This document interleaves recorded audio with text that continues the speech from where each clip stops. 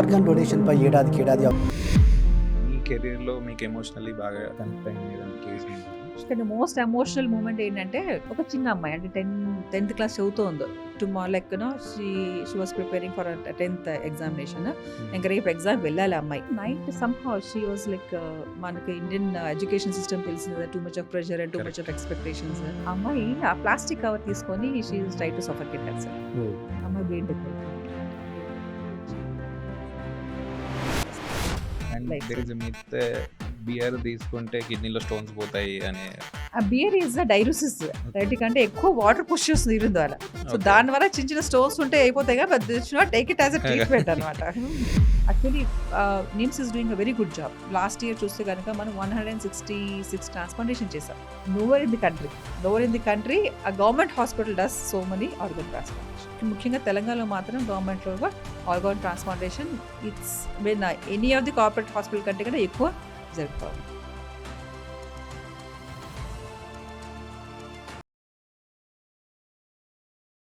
Being nephrologist and formal nodal officer Jeevandan, జనాలు organ transplant చేసుకోవడానికి రెడీగా ఉంటారు కానీ ఆర్గన్ డొనేట్ చేయడానికి ముందుకు రారు, ఎందుకంటారు? ఎప్పుడైనా అంతే అండి. ఇప్పుడు ఎవరైనా ఇస్తామంటే తీసుకోవడానికి అందిస్తారు కానీ మరి ఇవ్వమంటే ఎవరైనా సహజంగానే ఇవ్వమంటే కనుక ఆలోచిస్తారు. అదేవిధంగా మనకి కిడ్నీ డొనేషన్ కూడాను, ఆ కిడ్నీ అనేది మనం ఆ శరీరంలో ఒక భాగం ఇస్తున్నాం. ఏదో మనం చిన్న వస్తువు ఏదన్నా మనకి ఇవ్వాలంటే పెన్సిల్ వాడి తీసుకోవాలంటే మనం ఆలోచిస్తాం. అలాంటిది కిడ్నీ అనేది ఒక శరీరంలో భాగం ఎలా ఇస్తారండి? సో డెఫినెట్గా ఇవ్వాలంటే ఆలోచిస్తారు. కాకపోతే చాలామంది ఇటీవల చూస్తున్నారు కదా, చాలామంది కిడ్నీ జబ్బుతో బాధపడుతున్నారు. చాలామంది ఇప్పుడు వేలలో కాదు లక్షల్లో మంది బాధపడుతున్నారు. వీటికి ఏంటంటే మన డయాలసిస్ అనేది కొంతవరకు మనం ప్రొలాంగ్ చేయొచ్చు, కానీ అల్టిమేట్గా మనం ట్రాన్స్ప్లాంట్ చేస్తేనే మనకి లైక్ క్వాలిటీ ఆఫ్ లైఫ్ బాగుంటుంది. కాబట్టి చాలామంది వెయిట్ చేస్తున్నారు, డొనేషన్స్ చాలా తక్కువ ఉన్నాయి. సో ఈ మిస్ మ్యాచ్ వల్లనే మనకి ఎక్కువ మనకి ఇంకా ఆర్గన్ డొనేషన్ గురించి అవేర్నెస్ అనేది అవసరం ఉంటుంది అనమాట. Ma'am, normal general public perception ఏంటంటే డాక్టర్స్, హాస్పిటల్ మేనేజ్మెంట్ మీద నమ్మకం లేక ఈ ఆర్గన్ ట్రాఫికింగ్ మీద జరుగుతున్న వల్ల మోస్ట్లీ ఈ ఆర్గన్ డొనేషన్కి ముందుకు రారు. మీరు మీ అవుట్ ఆఫ్ మీ ఎక్స్పీరియన్స్లో ఇలాంటి సిచ్యువేషన్ని మీరు పబ్లిక్ అవేర్నెస్ ఎలా క్రియేట్ చేస్తారు? అంటే మొట్టమొదట అంటే ఈ కిడ్నీ జబ్బు పట్లనే అవగాహన చాలా తక్కువగా ఉంది. ఇంకోటి ఏంటంటే ట్రాన్స్ప్లాంటేషన్ అనేది కూడా చాలా తక్కువగా అవగాహన ఉంది. అందులో ఆర్గన్ డొనేషన్ అంటే అసలు ప్రజల్లో అస్సలు మనకి అవేర్నెస్ లేదు. సో ఫస్ట్ ఆఫ్ ఆల్ మనకి పబ్లిక్ సెన్సిటైజ్ చేయాలి, అవేర్నెస్ అనేది మనకి క్రియేట్ చేయగలిగారు అనమాట. సో ముఖ్యంగా మనకి ఆర్గన్ ట్రాన్స్ప్లాంటేషన్ అనేది మేము 2 రకాలుగా చూస్తుంటాం. మనకి మా ప్రాక్టీస్లో చాలా మటుకు కిడ్నీ అయితే లాస్ట్ స్టేజ్లో వస్తారు కదా. సో ట్రాన్స్ప్లాంటేషన్ అయితే ఎక్స్ప్లెయిన్ చేస్తాము. ఫ్యామిలీ మెంబర్స్లోనే ఫస్ట్ మనం ఎడ్యుకేట్ చేస్తాం అనమాట. ఫ్యామిలీ మెంబర్స్ అంటేనే మనకి డొనేషన్స్ ముఖ్యంగా 2 రకాలుగా ఉంటాయి. ఒకటేమో లైవ్ అంటే మనకి ఫ్యామిలీలోనే వాళ్ళ నియర్ రిలేటివ్స్ అంటే ఫస్ట్ డిగ్రీ రిలేటివ్స్ ఒకళ్ళు ఇస్తే కనుక మనకి 2 కిడ్నీస్ ఉంటాయి కాబట్టి ఒక ట్రాన్స్ప్లాంట్ చేస్తే కనుక మన డోనర్స్ కూడా బాగుంటారు, రిసిపియెంట్స్ కూడా మనకి క్వాలిటీ ఆఫ్ లైఫ్ బాగుంటుంది. రెండోది ఏంటంటే మనకి చనిపోయిన తర్వాత ఆర్గన్ డొనేషన్ అనేది దానికి డిసీజ్ డోనర్ ట్రాన్స్ప్లాంటేషన్ అంటారు. సో ముఖ్యంగా చనిపోవడం అంటే ఏమనుకుంటాము, గుండె ఆగిపోతుంది. మనకి గుండె ఆగిపోవడం వల్ల మనకి మన శ్వాస ఆగదు, శ్వాస ఉండదు, మనకి మనిషి కూడా మనకి అన్కాన్షియస్గా ఉంటారు కదా మనకి. సో అది మన జనరల్గా ఏంటంటే మనకి న్యాచురల్ డెత్ అంటారు. అలా కాకుండా ఇప్పుడు మనకి ఏమంటే కొన్ని ఇయర్స్ కూడా డికేడ్స్ ముందు బ్రెయిన్ డెత్ అనేది కాన్సెప్ట్ డిఫైన్ చేయడం జరిగింది. బ్రెయిన్ డెత్ ఏంటంటే మనకి బ్రెయిన్ మాత్రమే ఇర్రివర్సిబుల్గా మనకి డ్యామేజ్ అయిపోతుంది. అంటే ఎటువంటి పరిస్థితుల్లో మళ్ళీ తిరిగి పనిచేసే అవకాశం ఉండదు. సో కాకపోతే గుండె మనకి పనిచేస్తుంది. ఎప్పుడైతే గుండె పనిచేస్తుంటుందో మనకి అన్ని ఆర్గాన్స్ కూడా శరీరం కూడా మనకి బ్లడ్ సర్క్యులేషన్ జరుగుతుంది కాబట్టి కొంతవరకు మనకి అవి పనిచేస్తుంటాయి. కాకపోతే ఇది కూడా తాత్కాలికమైన అంటే టెంపరీ ఫినామినానే. సో కొన్ని గంటలు కావచ్చు, లేదా కొన్ని సందర్భంలో కొన్ని నిమిషాల్లో కూడా మనకి గుండె ఆగిపోతుంది. సో అది కార్డియాక్ డెత్ అంటారు. సో ఈ చిన్న మనకి వ్యవధిలోనే మనకి చిన్న ఏదైతే విండో పీరియడ్ ఉందో ఆ టైంలోనే మనము ఆర్గన్స్ అనేది రిట్రీవ్ చేయాల్సి ఉంటుంది అనమాట. సో అందుకని బ్రెయిన్ డెత్ కాన్సెప్టే మనకు తెలియదు ఇప్పుడు. సో అందుకని brain death first of all brain death అనేది కూడా ప్రజలకి అంటే ఇప్పుడు మేము చదువుకున్న కామన్ మనకి వదిలేసేయండి, చదువుకున్న వాళ్ళకి బ్రెయిన్ అనేది తెలియదు. సో అర్థం చేసుకొని ఆర్గన్ డొనేషన్ అంగీకరించడం చాలా కష్టం ఉంటుంది. కాబట్టి ఫస్ట్ ఏంటంటే ఆర్గన్ డొనేషన్ పట్ల మనకి అవేర్నెస్ క్రియేట్ చేయాలి. సో దీనికి ఒక లా కూడా ఉందన్నమాట, హ్యూమన్ ఆర్గన్ ట్రాన్స్ప్లాంటేషన్ యాక్ట్ అంటారు. దాంట్లో కూడా అన్ని రకమైన అంటే మనకి అన్ని విధాలుగా లీగల్ పాయింట్ ఆఫ్ వ్యూ ఎవరు డొనేట్ చేయొచ్చు, ఆర్గన్ డొనేషన్ అంటే ఏంటి, ఎవరు రిసీవ్ చేసుకోవచ్చు, బ్రెయిన్ డెత్ ఏంటంటే అన్నీ కూడాను మనకి ప్రాపర్గా డిఫైన్ చేయడం జరిగిందనమాట. సో మనము మన సైంటిఫిక్ కమిటీలు కానీ పబ్లిక్లో కానీ ఎక్కువ మనకి అవేర్నెస్ క్రియేట్ చేస్తేనే మనకి ఆర్గన్ డొనేషన్ పట్ల మనకి ఎక్కువ డోనర్స్ మనకి అవైలబుల్గా ఉంటే మన ట్రాన్స్ప్లాంటేషన్ కూడాను స్మూత్గా జరుగుతుంది అనమాట. ఇప్పుడు బ్రెయిన్ డెత్ కాన్సెప్ట్ అవేర్నెస్ ఉంది ఆఫ్టర్ మెనీ ఇయర్స్, బట్ 2010లో జీవన్ దాన్ ఇనిషియేషన్ స్టార్ట్ చేసినప్పుడు ఈ కాన్సెప్ట్ చాలా కొత్తది. అప్పుడు మీరు పేషెంట్స్ని ఎలా కన్విన్స్ చేశారు ఆర్గన్స్ డొనేట్ చేయడానికి? అంటే ఫస్ట్ ఆఫ్ ఆల్ మనకి ఈ బ్రెయిన్ డెత్ కాన్సెప్ట్ ఇంటర్నేషనల్ చూసుకుంటే 1960s వచ్చిందనమాట. ఓకే. మనకి 1994లో చూసుకుంటే కనుక అప్పట్లోనే కిడ్నీ జబ్బులకి ట్రాన్స్ప్లాంటేషన్ అనేది ఆ కాన్సెప్ట్ అనేది మనకి ట్రాన్స్ప్లాంటేషన్ ఎక్స్పర్టీస్ పెరిగి ట్రాన్స్ప్లాంటేషన్ జరగడం మొదలైందనమాట. అప్పట్లో యాక్ట్ అనేది ఏమి లేదు. ఓకే. సో అప్పుడు ఏంటంటే ఇల్లీగల్ ట్రాన్స్ప్లాంట్ అంటే మనకి సంబంధం లేకుండా ఎవరో మనకి డొనేట్ చేయడము, మన రిసీవెంట్ మన ఎవరికైతే ట్రాన్స్ప్లాంట్ అవసరం ఉంటుందో పేషెంట్స్ కన్నా వాళ్ళకి మనము డబ్బులు ఇచ్చి కొనుక్కోవడం అనేది జరిగేది అనమాట. సో 1994లో మొట్టమొదట యాక్ట్ అనేది వచ్చింది, హ్యూమన్ ఆర్గన్ ట్రాన్స్ప్లాంటేషన్ యాక్ట్ అనేది వచ్చింది అనమాట. దాని తర్వాత అనేక రకాల నేను ఇందాక చెప్పాను కదా, దాంట్లో అన్ని అంటే ఎవరు డొనేట్ చేయొచ్చు, మరి ఎవరు రిసీవ్ చేసుకోవచ్చు, ఎటువంటి పరిస్థితుల్లో రిసీవ్ చేసుకోవచ్చు, what are the legal documentation to be process చేయాలి, ఇవన్నీ కూడా దాంట్లో డీటెయిల్ అంటే రాయడం జరిగింది అనమాట. సో దాని తర్వాత కొన్ని అమెండ్మెంట్స్ దగ్గర వచ్చినాయంటే మనకి ఇందాక చెప్పాను కదా లైవ్ ట్రాన్స్ప్లాంటేషన్ అంటే మనకి ముఖ్యంగా బతుకున్నప్పుడు మరి ఎవరు డొనేట్ చేయొచ్చు అంటే నియర్ రిలేటివ్స్ మాత్రమే, అంటే ఫస్ట్ డిగ్రీ రిలేటివ్స్ మాత్రమే చేయగలరు. పేరెంట్స్ కావచ్చు, బ్రదర్ సిస్టర్స్ కావచ్చు, లేదా పిల్లలు కావచ్చు, లేదా స్పౌస్ కావచ్చు. సో ఇటీవల అమెండ్మెంట్స్ ఏం చేశారంటే అది ఎక్స్పాండ్ చేయడం జరిగింది, అంటే గ్రాండ్ పేరెంట్స్ గ్రాండ్ పిల్లలు కూడా మనము ట్రాన్స్ప్లాంట్ చేయొచ్చు అనమాట. సో దాంట్లో ఏమైందంటే కనుక మనకి డిసీజ్ డోన్ అంటే మనకి బ్రెయిన్ డెత్ అనేది నేను చెప్పాను కదా సైంటిఫిక్ ప్రాసెస్ అనమాట అది. సో మన డాక్టర్స్ చూస్తుండగా పలానా పేషెంట్ బ్రెయిన్ ఆర్గన్ తీసుకొని చెప్పలేము, దానికి ఒక ప్రాసెస్ ఉంటుంది. ఆ ప్రాసెస్ అంటే ఒక సిరీస్ ఆఫ్ టెస్ట్ ఉన్నాయి అనమాట. సో అది చేయాలి, ప్లస్ ఏదో ఒక డాక్టర్ చేయడం కాదు, అంటే ఒక బృందం, ఒక టీమ్ ఆఫ్ డాక్టర్స్, ముఖ్యంగా 4 డాక్టర్స్ వాళ్ళు ఆ సిరీస్ ఆఫ్ టెస్ట్ చేసి ఆ టెస్ట్ కూడా ఏదో మనకు ఒక టెస్ట్ ర్యాండమ్గా ఒక టెస్ట్ ఏదో 10 నిమిషాలు జరిగేది కాదనమాట, 6 hours పాటు చేయాలన్నమాట. అంటే we are trying to establish irreversibility of the brain damage అనమాట. అలా జరిగితేనే మనం బ్రెయిన్ డెత్ డిక్లేర్ చేయగలము. సో దాంట్లో కూడా కొంచెం వెసులుబాటు తేయడం జరిగింది. ముఖ్యంగా ఏంటంటే ఇంతకుముందు న్యూరాలజీ, న్యూరో సర్జన్స్ అనేది ఆ టీంలో కంపల్సరీ అనమాట. సో వాళ్ళు చూసి వాళ్ళు పరీక్ష చేసి వాళ్ళు నిర్ధారిస్తేనే మనం చేయగలము అనేది ఒక కాన్సెప్ట్ ఉన్నది. సో అదేం చేశారంటే అది కూడా చేంజ్ చేశారనమాట. అంటే మామూలు డాక్టర్స్ కూడాను, ఎంబీబీఎస్ చేసిన డాక్టర్స్ కూడాను ట్రైన్ అయితే కనుక వాళ్ళు కూడా డిక్లేర్ చేయొచ్చు. సో ఇవన్నీ అమెండ్మెంట్ చేసుకున్నా జరిగినమాట. 2010లో ఏమైందంటే డిసీజ్ డోనర్ ప్రమోషన్ అనేది ఫస్ట్ ఆఫ్ ఆల్ గవర్నమెంటే మనకు ఒక సపరేట్ జియో తేయడం జరిగింది. ఎందుకంటే చాలామంది రిసిపియన్స్ ఉన్నారు, డోనర్స్ తక్కువగా ఉంది. అదేవిధంగా మనం చూస్తే చాలామంది బ్రెయిన్ డెత్ చనిపోతున్నారు, కానీ మనకు తెలియట్లేదు. డాక్టర్స్ కూడా పలానా బ్రెయిన్ డెత్ అయిందనే ఐడెంటిఫై చేయలేకున్నారు. సో అది ప్రమోట్ చేయాలని 2010లో మనకు ఒక జీవన్ దాన్ అనే జియో అనేది తేవడం జరిగింది. దాంట్లో అంటే బ్రెయిన్ డెత్ అనేది ఎలా చేయాలి, ఇందాక నేను చెప్పాను కదా దానికి ఒక ప్రాసెస్ ఉంటుంది. సో ఎలా చేయాలి, మనకి ఈ స్టేట్లో మనకి ఎట్లా ఇంప్లిమెంట్ చేయాలి, ఏది విధంగా మనకి ఒక ప్రాసెస్ ఆఫ్ పేషెంట్కి ఐడెంటిఫై చేసి రిజిస్ట్రేషన్ ప్రాసెస్ ఒకటి చేయాలి. ప్లస్ నేను చెప్పినట్టు డోనర్స్ తక్కువ ఉంటారు, రిసీవింగ్ చాలా మంది ఉంటుంది. లిమిటెడ్ రిసోర్సెస్ కదా, మనకి ఒక అలొకేషన్ పద్ధతి ఉండాలి, అది కూడా సైంటిఫిక్గా ఉండాలి. సో ఆ సైంటిఫిక్గా ఎట్లా మనకి లిమిటెడ్ ఆర్గన్స్ ఎట్లా మనకి ఎవరికైతే డిజర్వింగ్ ఉండో, అంటే మెడికల్గా ఎవరైతే ఫిట్గా ఉన్నారో, ఎవరికైతే ఎక్కువ అవసరం ఉండదో వాళ్ళకి ఎట్లా అలొకేట్ చేయాలి దాని మీద గైడ్లైన్స్ అనేది మొత్తం క్రియేట్ చేయడం జరిగింది. సో 2010లో గవర్నమెంట్ సహకారం వల్లనే, ఎందుకంటే గవర్నమెంట్ అనుకోని ఒక ప్రాపర్గా ఒక ప్లాట్ఫామ్ ఇస్తేనే మనం చేయగలం. సో ఒక పక్క అంటే గవర్నమెంట్ సపోర్ట్ ఉండాలి, ఇంకో పక్క ప్రజల సపోర్ట్ ఉండాలి. ఎందుకంటే ప్రజలు డొనేషన్ ఎక్కడి నుంచి వస్తుంది, మన ప్రజల నుంచి వస్తుంది. ప్రజలు మనకి ఆర్గన్ డొనేషన్ ఇస్తేనే అవుతుంది. సో ప్రజల్లో కూడా అవగాహన కావాలి. సో అందుకని సైమల్టేనియస్ 2 ప్లాట్ఫామ్స్, ఒకటి ఏంటంటే గవర్నమెంట్ ఒక జియో తేవడము, ఒక మనకి హాస్పిటల్స్లో మనకి డాక్టర్స్ని ట్రైన్ చేయడము, డాక్టర్స్ సెన్సిటైజ్ చేయడము, ప్లస్ ఈ పాలసీస్ అన్ని మనకి ఎట్లా అలొకేషన్ ఎట్లా చేయాలి, ఆర్గన్ అలొకేషన్ ఎలా చేయాలి, బ్రెయిన్ డెత్ డిక్లరేషన్ ఎలా చేయాలి, మన డాక్టర్స్ ట్రైన్ చేయడం ఎట్లా మనం డిక్లేర్ చేయాలి. సో ఇదొక జరిగిందని ఒక పక్క. ఇంకో పక్క ఏంటంటే ప్రజలకి అనేది ఒక ఓవర్ నైట్ జరగదు.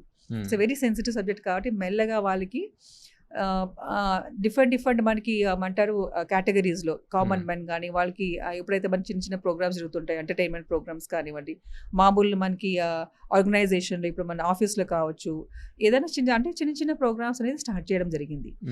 సో ముఖ్యంగా మన ఫ్యూచర్ ఇస్ ఆల్ మనకి యంగ్స్టర్స్ కదండి. సో అందుకే స్కూల్లో కూడా వెళ్ళడం స్టార్ట్ చేసాం. స్కూల్లో టీచర్స్ కానివ్వండి, లేకపోతే పిల్లలు కానివ్వండి, వాళ్ళకి సెన్సిటైజ్ చేయడము. సో ఇదే సిచ్యువేషన్ ఏంటంటే ఒక్కసారి మన గవర్నమెంట్ కూడా మేము లెటర్ రాయడం జరిగిందనమాట. ఐ మీన్ రిక్వెస్ట్ చేయడం జరిగింది. ఎందుకంటే స్కూల్ చాలా ఇంపార్టెంట్. అక్కడ కనుక మన ఫౌండేషన్ క్రియేట్ చేస్తే కనుక నెక్స్ట్ జనరేషన్స్ అంతా కూడాను వాళ్ళకి సెన్సిటైజ్ అయిపోతున్నారు కాబట్టి మన స్కూల్లో మీరు చూస్తే కనుక టెక్స్ట్ బుక్లో కూడా బయాలజీ టెక్స్ట్ బుక్లో ఒక చాప్టర్ అనేది క్రియేట్ చేయడం జరిగింది. ఆర్గన్ డొనేషన్, దాంట్లో బ్రెయిన్ డెత్ గురించి డిస్క్రైబ్ చేశారు. సో ఎవరికి ఎలా ఆర్గన్ డొనేషన్ చేయాలి, మనకి జీవన్దాన్ ప్రోగ్రామ్ స్టేట్లోనే కదా మనకి బ్రీఫ్ పారాగ్రాఫ్ రాయడం జరిగింది. సో ఆ విధంగా మనకు ప్రజల్లోకి వెళ్ళాము, తర్వాత స్కూల్స్లోకి వెళ్ళాము. ఇంకోటి ముఖ్యంగా religious has very strong impact on the public. కాబట్టి రిలీజియస్ స్కాలర్స్ అయితే ఉంటారు కదా, సో అలా వాళ్ళు కూడా సెన్సిటైజ్ చేసి ఫస్ట్ ముఖ్యంగా కొన్ని కమ్యూనిటీస్లో కొంచెం రెసిస్టెన్స్ ఉంటుందన్నమాట. సో అందుకని వాళ్ళ రిలీజియస్ స్కాలర్స్ని పట్టుకొని వాళ్ళని ఫస్ట్ సెన్సిటైజ్ చేసి వాళ్ళ ద్వారా ప్రజలకి వెళ్ళి మేము చేయడం ద్వారా చాలా మటుకు మెల్లగా ఐ మీన్ క్రమేణంగా ఆ చేంజ్ అనేది నేను ఆల్మోస్ట్ ఇంకా 2010లో ఇది స్టార్ట్ అయింది మీరు చెప్పినట్టు. సో మేము ప్రతి ఇయర్ ఆ చేంజ్ అనేది చూసాం. ఒక 10 years చాలా మటుకు మనకు ప్రజల్లో ఒక అవగాహన మనకు చూసాం అనమాట. సో అదేవిధంగా ఇప్పుడు మనం చూస్తే ఇప్పుడు ఆర్గన్ డొనేషన్ అది మనకి బ్రెయిన్ డెత్ అన్నాం. ఆ బ్రెయిన్ డెత్ అని ఎప్పుడు జరుగుతుంది, ముఖ్యంగా మనకి రోడ్ ట్రాఫిక్ యాక్సిడెంట్ జరుగుతుంది. అంటే రోడ్ ట్రాఫిక్లో బ్రెయిన్ ఇంజురీస్ కావచ్చు, అంటే యంగ్స్టర్స్లో ఎక్కువ మనకి రోడ్ ట్రాఫిక్ జరుగుతున్నప్పుడు కదా అప్పుడు బ్రెయిన్ ఇంజరీ వల్ల కావచ్చు, లేదా ఎల్డర్లీ పీపుల్ ఎవరికైతే బీపీ ఉందో షుగర్ ఉంటుందో స్ట్రోక్ అంటారు, బ్రెయిన్లో హిమరేజ్ కావడం కానీ, సో అలాంటి సందర్భం జరుగుతుంది అనమాట. సో ఇవన్నీ ఎప్పుడైతే రోడ్ ట్రాఫిక్ జరుగుతుందో మనకి వెడుగో లీగల్ కేస్ ఉంటుంది కాబట్టి పోలీస్ సెన్సిటైజేషన్ ముఖ్యం. సో పోలీస్ వాళ్ళకి కూడా మేము వాళ్ళకి చాలా మటుకు వాళ్ళకి ట్రైనింగ్ కూడా ఇవ్వడం జరిగింది అనమాట. సో పోలీస్ ఏంటంటే వాళ్ళు ఫస్ట్ ఆఫ్ ఆల్ మేము బ్రెయిన్ డెత్ అయినప్పుడు వాళ్ళకి ఎప్పుడైతే మనకి వాళ్ళు ఇన్క్వెస్ట్ చేయడం, ఎందుకంటే మెడికల్ లీగల్ కేసుగా డెఫినెట్గా వాళ్ళు రావాలి, ఇన్క్వెస్ట్ చేయాలి, వాళ్ళకి క్లియరెన్స్ చేయాలి. సో వాళ్ళకి పిలిచినప్పుడు వాళ్ళు కూడా వాళ్ళ డౌట్స్ ఉండేటివి. సో మనకి పేషెంట్ ఎట్లా మనకి హార్ట్ బీట్ అంటే బ్రెయిన్ డెత్లో హార్ట్ మనకి పనిచేస్తూ ఉంటుంది, బ్రెయిన్ మాత్రం పనిచేయదు. సో మన హార్ట్ పని చేస్తుంది కదా, మనం ఎలా చేయాలి, మేము ఇన్క్వెస్ట్ చేయలేము, ఎందుకంటే డెత్ అయిన తర్వాత మాకు హ్యాండ్ ఓవర్ చేయండి మేము చేస్తాం. సో వాళ్ళకి మేము సెన్సిటైజ్ చేసి బ్రెయిన్ డెత్ అంటే it's equal to death. So train to maintain the patient through ventilators కానివ్వండి, లేకపోతే మందులు కానివ్వండి, అది మెయింటైన్ చేస్తున్నాం, బట్ హీస్ డెడ్ అనేది. సో మేము వాళ్ళకి ట్రైన్ చేయడం జరిగిందనమాట. సో వాళ్ళు టైమ్ ఆఫ్ డెత్ ఏం తీసుకుంటే వాళ్ళు కూడా చాలా లిస్ట్ ఉండేదన్నమాట.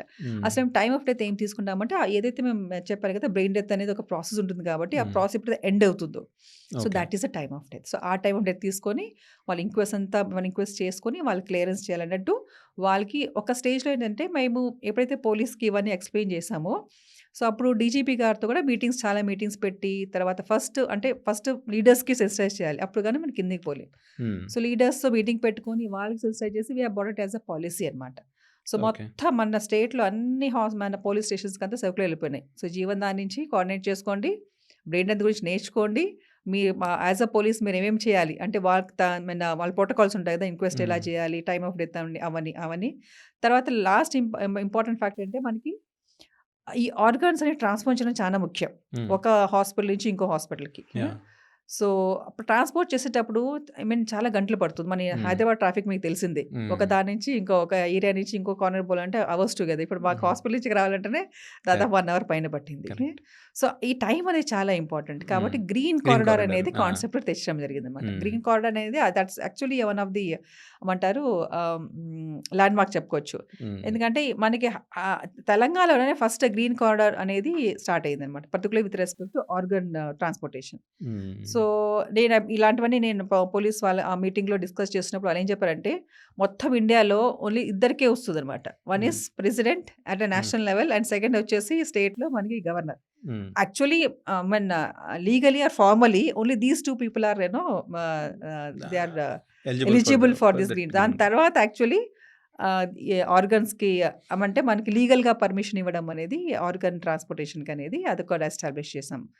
సో ఇలా అంటే డిఫరెంట్ అన్ని కేటగిరీస్ ఆఫ్ మన పీపుల్కి వెదర్ ఇట్స్ ది గవర్నమెంట్ కానివ్వండి, పోలీస్ కానివ్వండి, రిలీజియస్ స్కాలర్స్ కానివ్వండి, స్కూల్స్ కానివ్వండి, లేదా జనరల్ మనకి పిల్లలకి ఎంటర్టైన్ ఏది మనకి చిన్న ఫంక్షన్ ఏదన్నా కొన్ని సందర్భాలతో మ్యారేజ్ ఫంక్షన్ కూడా పోయి మేము సెన్సిటైజ్ చేసిన సందర్భం.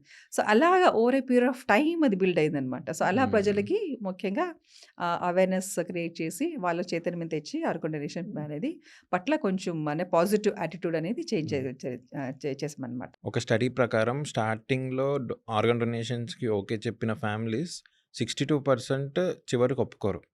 ఇలా ఎందుకు జరుగుతుంది అండ్ ఇలాంటి సిచ్యువేషన్స్ని మీరు రియల్ టైంలో ఎలా హ్యాండిల్ చేస్తారు?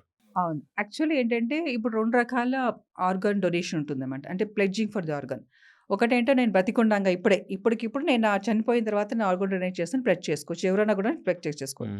ఇదొక అవేర్‌నెస్ డ్రైవ్ అనమాట. సో, అన్ని చోట్ల కూడాను మేము ఎప్పుడైతే వెళ్తాం ఫంక్షన్స్‌కి వెళ్తామో, లేకపోతే స్కూల్ ఫంక్షన్స్‌కి కానివ్వండి, లేకపోతే బయట వెళ్తామో, ఇవి అవేర్‌నెస్ డ్రైవ్ అని క్రియేట్ చేస్తాం. సో, ఎవరైనా కూడా రిజిస్టర్ చేసుకోమని ప్లెడ్జ్ చేసుకోవచ్చు. But it doesn't has any legal significance. అంటే మన ప్లెడ్జ్ చేసిన దానివల్ల ప్రజలు ఏం భయపడతారంటే, ఒకసారి సైన్ చేసేస్తే మళ్ళీ నన్ను అదేమంటే ఎప్పుడైతే నేను చనిపోతే నా ఆర్గన్స్ తీసేసుకున్నాను బలవంతంగా, అలా కుదరదు. చనిపోయిన తర్వాత ఎప్పుడు బ్రెయిన్ డెత్ జరగాలి. బ్రెయిన్ డెత్ అవుతూనే కదా ఆర్గన్ డొనేషన్ చేయొచ్చు. బ్రెయిన్ డెత్ అయిన తర్వాత కూడా ఫ్యామిలీ మెంబర్స్ మేము కన్సర్న్ తీసుకొనే తర్వాత చేస్తారనమాట. ఒక లీగల్ ఫార్మాలిటీ ఉంటుంది. అది కంప్లీట్ చేసిన తర్వాతనే ఆర్గన్ డొనేషన్ అనేది చేస్తామన్నమాట. సో, అది ప్లెడ్జింగ్ అంటే basically it is to create awareness. ఎవరైతే నిజంగానే వాళ్ళు డొనేట్ చేయదలుచుకున్నారో వాళ్ళు ఏం చేయాలంటే ఫ్యామిలీ మెంబర్స్కి వాళ్ళు షేర్ చేయాలి. ఎందుకంటే మనం చనిపోయిన తర్వాత ఫ్యామిలీ మెంబర్స్ కడతాం. చనిపోయిన తర్వాత పేషెంట్ బ్రెయిన్ డెడ్ అయి ఉంటాడు, cannot take a decision. So కాబట్టి ఫ్యామిలీ మెంబర్స్ని మేము అదే అడుగుతాం. కాబట్టి వీళ్ళు ఏం చేస్తారంటే, if I want to donate my organs, I have to share with my friends and family members that if I die, please donate my organs. ఆ కమ్యూనికేషన్ గ్యాప్ వల్ల చాలా మంది మేము చూస్తుంటాం. ఎందుకంటే లేదు మా పిల్లవాడు బతికుంటే కనుక ఆయనకి ఇష్టం లేదేమో ఆర్గన్ డొనేట్ చేయడం, మేము ఎట్లా ఆర్గనైజ్ చేస్తాం. సో ఈ హెజిటేషన్ వల్లనే చాలా మంది డొనేట్ చేయరు. అంటే they are taking decision on behalf of patient కదా. పేషెంట్కి ఇష్టమో కాదు మాకెడ తెలుస్తుంది. సో అందుకని ప్లెడ్జ్ చేసినప్పుడు ఎప్పుడు కూడాను మీ ఫ్యామిలీతో ఫ్రెండ్స్తో షేర్ చేయండి. అదొకటి. రెండోది ఏంటంటే, ఇప్పుడు యుఎస్లో చూస్తే కనుక, వెస్ట్రన్ కంట్రీస్ చూస్తే organ pledging is a legal document. So ఎప్పుడైతే ఆర్గన్ ప్లెడ్జ్ చేస్తారో, hospital they see that patient has pledge for the organs, they do not ask the family member. So western కంట్రీస్లో ఇట్స్ అ లీగల్ డాక్యుమెంట్. కానీ ఇండియాలో అది లేదు. It's a means of creating an awareness drive అనమాట. So that is the difference between organ pledge in India and outside అనమాట. And there is also system in Spain, opt out system. ఇండియాలో కూడా ఆ system తీసుకున్నారు. ఇప్పుడు opt out అంటే by default every citizen is a organ donor. అంటే they do not pledge, it is by default అనమాట. That's a government policy అనమాట. ఎందుకంటే మొత్తం ఇప్పుడు పర్టికులర్ యూరోప్ కంట్రీస్ చూసుకుంటే the health is all provided by the గవర్నమెంటే. So కాబట్టి government has decided that the organs once patient dies, organs is the property of the government. So government can allocate the organs basic upon their organ allocation. ఇప్పుడు ఒక్కొక్క కంట్రీకి ఒక్కొక్క స్టేట్కి వాళ్ళ organ allocation policy ఉంటుంది. So it's government property. So that is opt out. అంటే unless మీరు నేను ఆర్గనైజేషన్ చేయొద్దు అంటే then they have to sign a legal document that నేను చనిపోయిన తర్వాత నా ఆర్గన్స్ తీసుకోవద్దండి అని సైన్ చేయాలి. సో దట్ గవర్నమెంట్ అంటే పాలసీస్ ఆప్ట్ అవుట్. అంటే by default every citizen is organ donor. So మనకేంటంటే ఆప్ట్ ఇన్ అంటే మన గవర్నమెంట్లో నేను చనిపోయిన తర్వాత ఆర్గన్ తీసుకోండి అని సైన్ చేయాలి. అంతవరకు మనము తీసుకుని చేసినా కూడా దట్ ఈస్ నాట్ వ్యాలిడ్. అది ఫ్యామిలీ మళ్ళీ అడుగుతాం. So that is this is opt in. So that's government policy అండి. గవర్నమెంట్ పాలసీ బట్టి మారిపోతుంది. ప్రస్తుతం మన ఇండియా చాలా మటుకు మన వెస్ట్రన్ కంట్రీస్లో తప్పితే పర్టికులర్ యూరోపియన్, యూఎస్లో కూడా దాన్ని ఆప్ట్ అవుట్ లేదు. ఓన్లీ యూరోపియన్ కంట్రీస్లోనే మాత్రమే ఆప్ట్ అవుట్ సిస్టమ్ ఉంది. మిగతా అంతా కూడా ఆప్ట్ ఇన్ సిస్టమ్ అనమాట. మ్యామ్, కొందరు God gave me the body, I have no right to give it away అని అంటారు. సో వాళ్ళని ఎలా మనం కన్విన్స్ చేయొచ్చు? మీరు ఇందాక అడిగారు కదా అవేర్నెస్ ఎట్లా క్రియేట్ చేస్తారనేది. దాంట్లో మేము రిలీజియస్ స్కాలర్స్ని కూడా అప్రోచ్ అయినాం.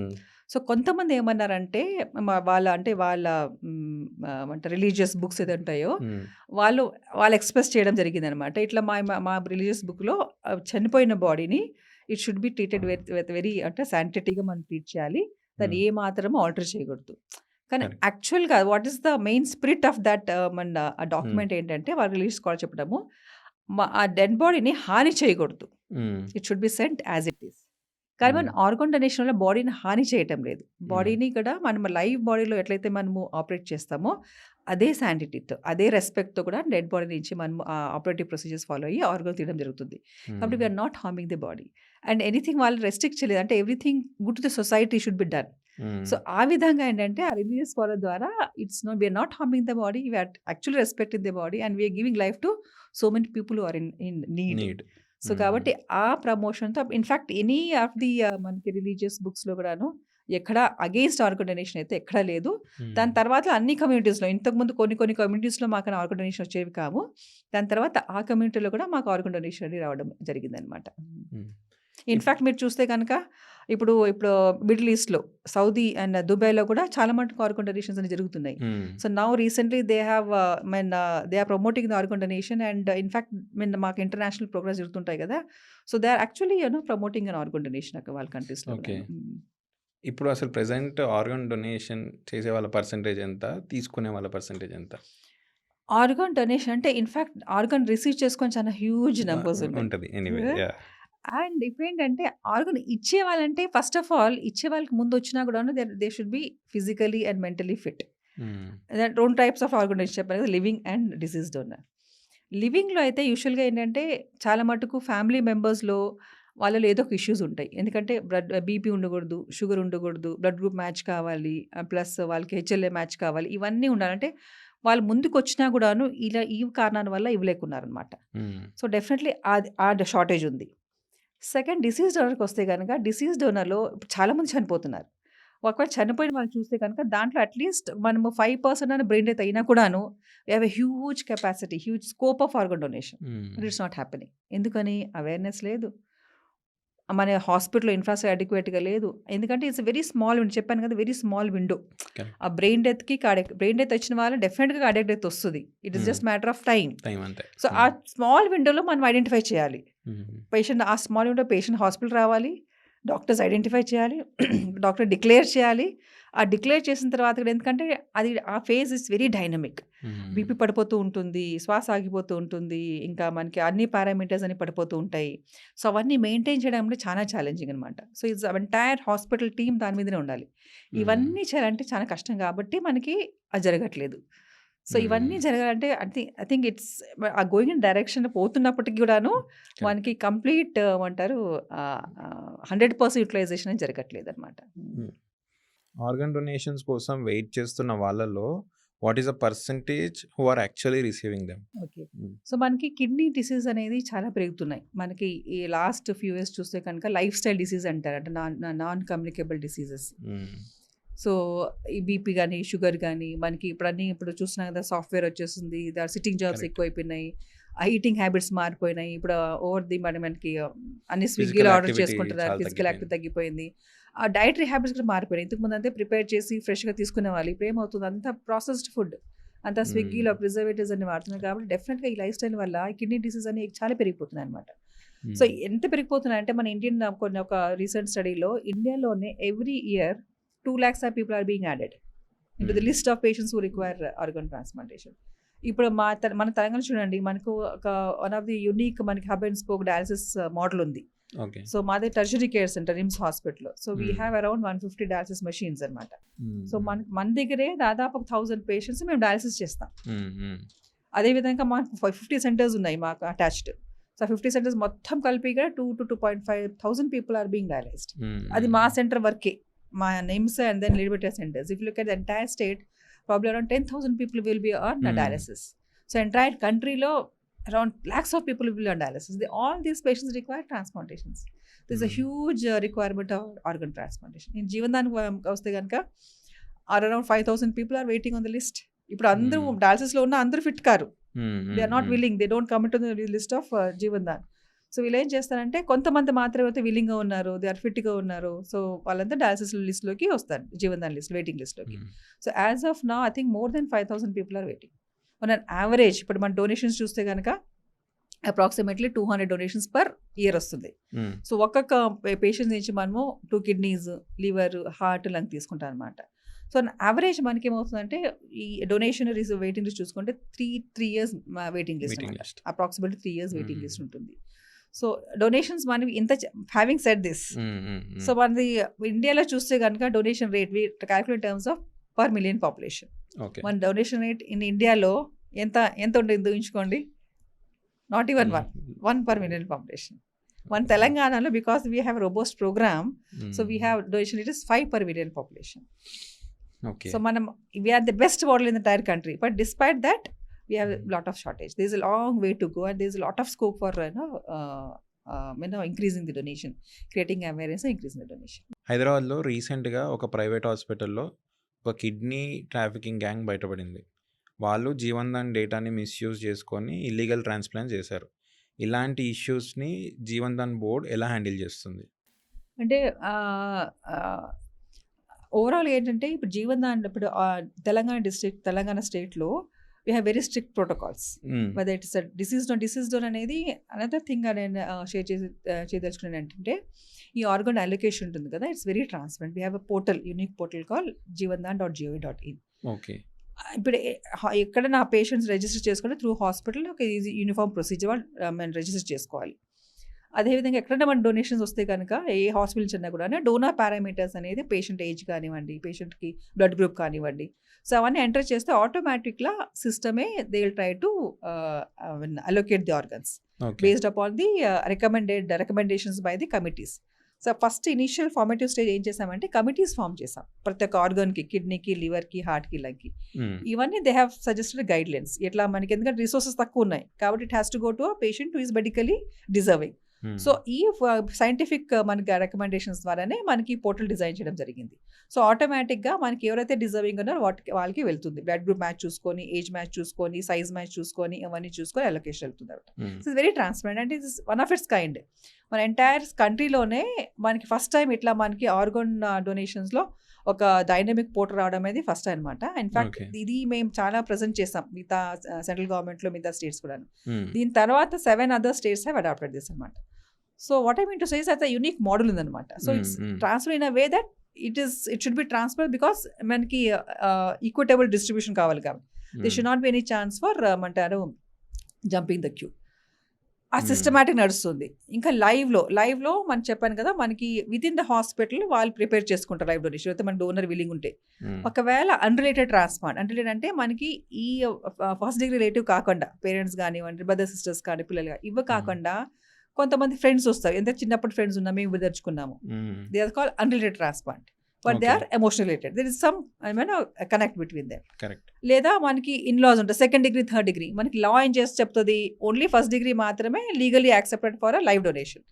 కాకపోతే మనకి ఇన్లాస్కి ఉండొచ్చు, లేదా కజిన్స్ ఉండొచ్చు, లేదా ఫ్రెండ్స్ ఉండొచ్చు. సో అలాంటి వాళ్ళు డొనేట్ చేస్తే ఏం చేయాలి? దేర్ ఇస్ ఆల్సో మనకి దానికి ప్రాసెస్ ఉంది యాక్ట్ ప్రకారంగా. వాళ్ళు they have to apply to the government. That's called authorization committee. So దాంతో పర్మిషన్ తీసుకొని అప్పుడు గవర్నమెంట్ అలౌ చేస్తుంది. మీరు చెప్పింది కదా, ఇవన్నీ ఇల్లీగల్ ఆర్గన్ ట్రాఫికింగ్ ఉంటుంది కదా, వాళ్ళు ఏం చేస్తారు అన్రిలేటెడ్ ట్రాన్స్ఫర్స్ ఉంటారు కానీ వాళ్ళు గవర్నమెంట్ పర్మిషన్ తీసుకోరు. దే ఇస్ అ పాత్వే, అంటే గవర్నమెంట్ పర్మిషన్ తీసుకోవచ్చు. వాళ్ళు ఏం చేస్తారంటే దే ట్రై టు ఇంటర్వ్యూ డోనర్స్కి, రిసిపియంట్స్కి ఇంటర్వ్యూ చేసుకొని వాళ్ళకి ఏమైనా ఎమోషనల్ బాండింగ్ ఉందా, లేదా కమర్షియల్గా వాళ్ళకి ఏమైనా ట్రాన్సాక్షన్స్ ఉన్నాయా, అవన్నీ వెరిఫై చేసుకొని ఒకవేళ కమర్షియల్ యాంగిల్ లేదు, ఓన్లీ ఎమోషనల్ యాంగిల్ ఉంది, ఫ్రెండ్షిప్ ఉంది అంటేనే పర్మిషన్ ఇస్తారు. సో ఇవన్నీ మనకి గవర్నమెంట్కి తెలియకుండా చేసేటివే ఇల్లీగల్ ట్రాఫికింగ్ అనమాట. సో అవి ఏంటంటే తెలంగాణ చాలా మటుకు స్ట్రిక్ట్గా ప్రోటోకాల్స్ ఉన్నాయి కాబట్టి చాలా తక్కువ. ఇవి మొన్న మీరు చెప్పిన సందర్భం ఏంటంటే అది బయట నుంచి వచ్చారు, మన రిసిపియంట్ మన వాళ్ళు కాదు, డోనర్స్ మన వాళ్ళు కాదు, మన స్టేట్ వాళ్ళు కాదు, సర్జన్స్ కూడా మన స్టేట్ వాళ్ళు కాదు. ఏంటంటే వాళ్ళ స్టేట్లో చేస్తారు దొరికిపోతారు అన్నట్టు వాళ్ళు వేరే స్టేట్లో చేస్తారు. సో దీనికి జీవన్ దాంతో ఏం సంబంధం లేదు, ఎందుకంటే వాళ్ళు రిసీవర్ వాళ్ళు అసలు మనకి మన స్టేట్ వాళ్ళే కాదు, బయట వాళ్ళు.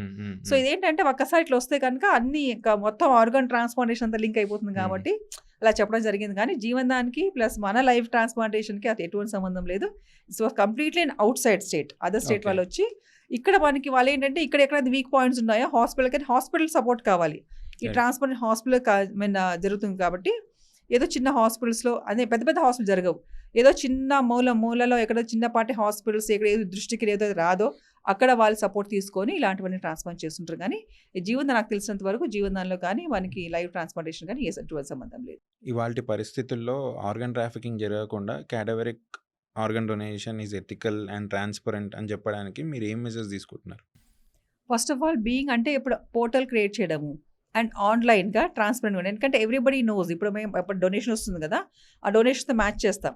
మ్యాచ్ చేసిన బట్టి అన్ని హాస్పిటల్ ట్రాన్స్పరెంట్ తెలుస్తుంది, ఏ ఆర్గన్ ఎవరికి వెళ్తుంది, ఎందుకు వెళ్తుంది. That itself is a check, correct కదా. అండ్ ఆర్గన్ మనకి ఏదైతే అలొకేషన్ ఉందో ఆ process also is by the scientific committee. Scientific మనకి ఎక్కడైతే రికమెండ్ చేస్తారో ఇవన్నీ చేంజెస్ అవుతూ ఉంటాయి డిపెండింగ్. ఫస్ట్ ఇనిషియల్స్ ఫార్మేటివ్ స్టేజ్లో బేసిక్ సీన్స్ పెట్టుకున్నాము. బేసిక్ లైక్ యూనో రిజిస్ట్రేషన్ మాత్రమే. ఓవర్ పీరియడ్ ఆఫ్ ఏమైందంటే కనుక డ్యూరేషన్ ఆఫ్ డయాలిసిస్ కానివ్వండి, లేకపోతే ఇంకా ఫిస్టులా ఫెయిలియర్స్ కానివ్వండి, అలాంటి డిఫరెంట్ కేటగిరీస్ అంటే డిఫరెంట్ పాయింట్స్ అన్ని చేసుకొని ఇవాల్వ్ అవుతూ ఉంటుంది అనమాట అది కూడా. So that itself is a check system. Correct. ఇంకా ఇంకోటి ఏంటంటే గవర్నమెంట్లో కూడా కమిటీస్ ఉంటాయన్నమాట. సో ఏమన్నా ఉంటే కనుక definitely it should B approach to మనకి కమిటీ ద్వారానే అప్రోచ్ కావాల్సి ఉంటుంది. సో అన్ని విధంగా చెక్ బేసికలీ మనకంటే హాస్పిటల్స్లో కూడాను they something called authorization committee hospital లెవెల్లో కూడా ఉంటుంది. ఆ హాస్పిటల్ లెవెల్లో కూడా ఒక లీగల్ అనే పర్సన్ అనేది ఉండాలన్నమాట.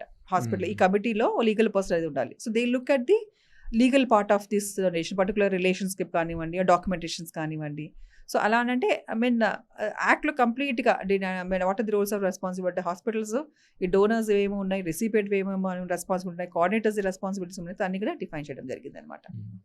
మ్యామ్ ఆఫ్టర్ ఈ కిడ్నీ ట్రాన్స్ప్లాంట్ తర్వాత డాక్టర్కి టెన్షన్ పెట్టే కాంప్లికేషన్స్ ఏమొస్తాయి? ట్రాన్స్ప్లాంట్ అనేది వన్ ఆఫ్ ది అంటే most modern and sophisticated surgery అనమాట. ఎందుకంటే అందుకే ఇప్పుడు మీరు ఇవన్నీ అన్ని హాస్పిటల్ జరగదు. కొన్ని హాస్పిటల్స్లో మాత్రం, ముఖ్యంగా మా గవర్నమెంట్ హాస్పిటల్ చూసుకుంటే కనుక ఉస్మానియా, లిమ్స్ కానీ కొన్ని హాస్పిటల్ కంటే ఎక్స్పర్టీస్ కావాల్సి ఉంటుంది అనమాట. ఎంత ఎక్స్పర్టీస్ ఉన్నా కూడాను మనకేమవుతుందంటే ఇది వేరే ఆర్గన్స్ పెడుతున్నాం కదా, వేరే మనిషి నుంచి తీసి పెడుతున్నాం కాబట్టి అది టిష్యూ మ్యాచ్ కావాలి. ఆ రిజెక్షన్ కాకుండా ఫస్ట్ ఏంటంటే మనం ఎప్పుడైతే మనకి డోనర్ ఐడెంటిఫై చేస్తామో ఎమిలాజికల్ టెస్ట్ చేస్తాం, అది మ్యాచ్ అవుతుంది, టిష్యూ మ్యాచ్ అవుతుంది లేదా అనేది టెస్ట్ చేస్తాం. సో ఎంత సర్జికల్ స్కిల్ మంచిగా ఉన్నా కూడా ఒక్కోసారి రిజెక్ట్ అయిపోతుంది. ఎందుకంటే అది హెచ్ఎల్ఏ మ్యాచ్ కాదు, లేదా మనకి యాంటీబాడీస్, మనకి బాడీలో ఏముంటుంది, మనకి ఇమ్యూన్ సిస్టమ్ ఉంటుంది. ఎప్పుడైతే మన కంట్రీకి మనకి బార్డర్స్లో మనకి ఏమంటారు సోల్జర్స్ ఉంటారో, మనకి డిఫెన్స్ సిస్టమ్ ఉంటుందో, అదే విధంగా మన బాడీ కూడా మనకి డిఫెన్స్ సిస్టమ్ అనేది ఉంటుంది అనమాట. ఇమ్యూన్ సిస్టమ్ అంటారు దానికి. ఎప్పుడైతే మనకి ఫారెన్ బాడీ వస్తుందో సో దానికి రిజెక్ట్ చేసేస్తుంది. సో కిడ్నీస్ ఆ ఫారెన్ బాడీ, ఎందుకంటే వేరే శరీరం నుంచి వచ్చింది కాబట్టి రిజెక్ట్ చేస్తుంది. ఆ రిజెక్షన్ మనకి రాకుండా మేము ఏం చేస్తాం, పవర్ఫుల్ మందులు ఇస్తాం, ఇమ్యూనోసప్రెసివ్ అంటారు దానికి. ఆ మందులు ఇచ్చే వాళ్ళు ఏమవుతుంది, మన ఇమ్యూన్ సిస్టమ్ తగ్గించేస్తుంది. So that our body accept that organ. ఆ ప్రాసెస్లో ఏమవుతుంది, who are harmful to our body కూడా మనకి ఇమ్యూన్ రికగ్నైజ్ చేయలేదు. కాబట్టి రిజెక్షన్, ఒక పక్క రిజెక్షన్ వచ్చేస్తుంది, ఇంకో పక్క ఏమో మనము ఒకవేళ ఇమ్యూనోసప్రెషన్ కనుక ఎక్కువ పెంచితే రిజెక్షన్ రాకూడదంటే ఇన్ఫెక్షన్ వచ్చేస్తుంది. So one of the challenging for the nephrologist is having a fine balance between both. మనకి రిజెక్షన్ రాకూడదు, ఇన్ఫెక్షన్ రాకూడదు. So whole of our life మన డే టు డే మెయిన్లీ ఇదే మనం మానిటర్ చేస్తుంటాం. సో ఒకవేళ ఇన్ఫెక్షన్ వచ్చినా మనకి it's very difficult to treat, ఎందుకంటే ఇమ్యూన్ సిస్టమ్ తగ్గిపోయి ఉంటుంది. అండ్ మామూలు ఇప్పుడు మాకు ఇన్ఫెక్షన్ వస్తే చాలా మైల్డ్గా తగ్గిపోతుంది, 2-3 days తగ్గిపోతుంది. కానీ ఈ పేషెంట్స్లో వస్తే కనుక చాలా సివియర్గా ఉంటుంది. టు దాట్ అండ్ ఎక్స్టెండ్ ఒక్కసారి మనకి డెత్ కూడా అయిపోతుంటుంది అనమాట. సో అంత సీరియస్గా ఉంటాయి కాబట్టి చిన్న ఇన్ఫెక్షన్ కూడా చాలా కాషియస్గా తీసుకోవాలి. ఇంకో పక్క చెప్పాను కదా, కొంచెం కూడా ఇమ్యూనిటీ తగ్గిపోతే రిజెక్షన్ వచ్చేస్తే మొత్తం ఇంకా హోల్ స్టోరీ అయిపోయినట్టే. మళ్ళీ they have to go back to dialysis అనమాట. So this is most challenging for nephrologist. It's nightmare actually మాకైతే. Ma'am from patient point of view, ఇప్పుడు సపోజ్ డాక్టర్ చెప్పారు like the patient is brain dead అని. So what are the rights they have, అంటే వాళ్ళు ఏం అడగాలి డాక్టర్ని, వాళ్ళు బేసిక్గా వాళ్ళు ప్రికాషన్స్ ఏమైనా తీసుకోవాలి? ఓకే, సో బ్రెయిన్ డెత్ అనేది ఫస్ట్ నేను చెప్పాను కదా, అవగాహన ప్రజలకు లేదు. సో అందుకని బ్రెయిన్ డెత్ ఎప్పుడైతే అంటారో, డాక్టర్స్ అంటారు బ్రెయిన్, సో బ్రెయిన్ డెత్కి ఒక క్రైటీరియా ఉంటుంది, చెప్పాను కదా, ఒక టెస్ట్లు ఉంటాయి. సో అవన్నీ చేశారా లేదా అని ఎన్ష్యూర్ చేసుకోవాలి. సో ముఖ్యంగా పేషెంట్ బేసిక్ ఏంటంటే అన్కాన్షియస్గా ఉంటారు, పేషెంట్స్కి బీపీ పడిపోతూ ఉంటుంది. బీపీ మెయింటైన్ చేయాలంటే కూడాను వాళ్ళకి మందులు పెట్టాలి, వాళ్ళకి స్వతహాగా మన శ్వాస తీసుకోవాలి కాబట్టి వెంటిలేటర్ ఉంటుంది. సో ఈ పేషెంట్స్ మాత్రమే బ్రెయిన్ డెత్ అయ్యే అవకాశం ఉంటుంది. Is actually pre requisite.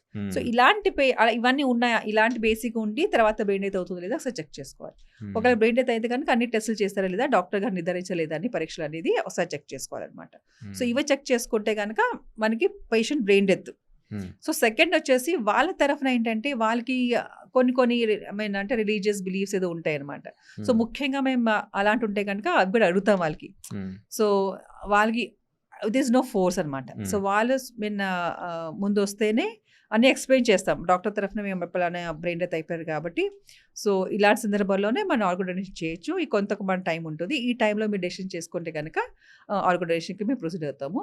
Plus there is no force, అది మీరు వాలంటరీ అనమాట. వాళ్ళు ఒప్పుకొని వాళ్ళు ముందుకు వస్తేనే ఆర్గన్ డొనేషన్ చేస్తాం. అంటే కొంతమంది ఏం చేస్తే ఫోర్స్ చేస్తారు, there is no force, it's completely their will.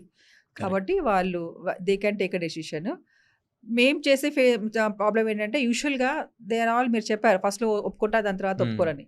వాళ్ళు స్వతహాగా వాళ్ళు ఇవ్వదలుచుకుంటారు. వాళ్ళకి ఇష్టమే. కాకపోతే ఓవర్ ఏ పీరియడ్ ఆఫ్ మనంతా ఇండియన్స్ కానీ పెద్ద హ్యూజ్ ఫ్యామిలీస్ ఉంటాయి. వాళ్ళు ఎక్కడి నుంచో బయట నుంచి వస్తారు. వేరే వాళ్ళు ఎక్స్టెండెడ్ ఫ్యామిలీ వాళ్ళకి తెలిసిన they try to spoil their mind అనమాట. సో అవి మేము అదే ఎక్కువ అన్కౌంటర్ చేస్తుంది. వాళ్ళకి పేషెంట్ అటెండెంట్ కాకుండా ఎవరో బయట వాళ్ళు వచ్చి ట్రై టు వాళ్ళు ఆ టైంలో ఏదో పెద్ద వాళ్ళకి హెల్ప్ చేసేస్తారు. లేదా వాళ్ళు ఏదో డెసిషన్ తీసుకున్న ఇన్ఫ్లుయెన్స్ క్రియేట్ చేస్తుంటారు. సో అలాంటి వాటికి ఎక్కువ మనకి ఏమంటారు ఈల్డ్ కాకుండా వాళ్ళు స్వతహాగా వాళ్ళు డెసిషన్ తీసుకుంటే కనుక డెఫినెట్గా మనకి చాలా మంది డొనేషన్స్ జరుగుతాయి. ముఖ్యంగా బ్రెయిన్ డెత్ వాళ్ళ తరఫున చేసుకోవాల్సి నిజంగానే బ్రెయిన్ డెత్ అయిందా లేదా అన్నీ అసలు మొత్తం అటెంప్ట్ చేస్తారు లేదా అంటే పేషెంట్కి మన యూజువల్గా ఏంటంటే బ్రెయిన్ డెత్ అయితే కనుక the amount of efforts we put in maintaining that, it's much beyond any of the management of the disease. కాబట్టి ఎనీ 1% ఛాన్స్ ఉన్నా రికవర్ అయిపోతారు. సో అవన్నీ ఎఫర్ట్స్ పెట్టారా పేషెంట్కి రికవరీకి. ఒకవేళ ఎఫర్ట్స్ ఫెయిల్ అయిపోయి తర్వాత బ్రెయిన్ అయితే అంటే కనుక డెఫినెట్గా everybody can come forward and happily agree for organ donation and not get influenced by the other people. మీ కెరీర్లో మీకు ఎమోషనల్లీ బాగా కనెక్ట్ అయిన ఏదైనా కేసు ఉందా మేడం? చాలా ఉన్నాయండి. ఒకటి రెండు కాదు, చాలా ఉన్నాయి. అంటే చాలా ఇక్కడ మోస్ట్ ఎమోషనల్ మూమెంట్ ఏంటంటే ఒక చిన్న అమ్మాయి అంటే 10th క్లాస్ చదువుతోంది. Tomorrow like she was preparing for 10th examination. ఇంకా రేపు ఎగ్జామ్కి వెళ్ళాలి అమ్మాయి. వెళ్ళాలి night somehow she was like మనకి ఇండియన్ ఎడ్యుకేషన్ సిస్టమ్ తెలిసింది కదా, too much of pressure and too much of expectations. ఆ అమ్మాయి ఆ ప్లాస్టిక్ కవర్ తీసుకొని she is try to suffocate herself. అమ్మాయి బ్రెయిన్ డెత్ అయిపోయింది అనమాట. బ్రెయిన్ డెత్ అయిపోయి వచ్చింది and it was very emotional moment. 10th class అమ్మాయి కదా, she had lot of future. So కాకపోతే parents actually they agreed for organ donation. We didn't counsel them. వాళ్ళే ముందుకు వచ్చి ఆర్గన్ డొనేషన్ చేశారు. ఆ మొత్తం ఆర్గన్ డొనేషన్ అయిపోతే నెక్స్ట్ డే ఫాదర్ మా ఆఫీస్కి వచ్చారనమాట. ఆఫీస్కి వచ్చి అబ్బాయి వాళ్ళ ఫాదర్ ఏం చెప్పారంటే, అమ్మాయి నా కలలో వచ్చింది, నా ఆర్గన్స్ నువ్వు ఇచ్చావు, మరి నువ్వు ప్రెట్ చేసావా అని చెప్పేసి. సో ఫాదర్ వచ్చి నెక్స్ట్ డే చాలామంది ఏం చేస్తారంటే మాకు వస్తారు అంటే నేను చెప్పాను కదా, వాళ్ళు స్వతహాగా ఇవ్వదలుచుకుంటారు కానీ బయట వాళ్ళంతా ఇన్ఫ్లుయెన్స్ చేస్తారు. మీరు మేము తప్పు చేస్తున్నారు, మీరు చేయవద్దు అని చెప్పేసి. సో అలా మాకు నెక్స్ట్ డే వచ్చేసి మేము ఇవ్వదలుచుకోలేదు, మేము ఇచ్చేసినాము, లేకపోతే ఎవరికి ఇచ్చారో వాళ్ళ ఇన్ఫర్మేషన్ ఇవ్వండి, మేము పోయి కనెక్ట్ అవుతాము ఎమోషనల్ చెప్తారు. కానీ ఎవరు వచ్చి నేను డొనేట్ చేస్తాను అనేది చెప్పలేదన్నమాట. దట్ వాస్ లిటిల్ ఎమోషనల్ అనేది. సో అలా కాకుండా చాలా సరంతరం ఇనీషియల్గా అంటే every story is like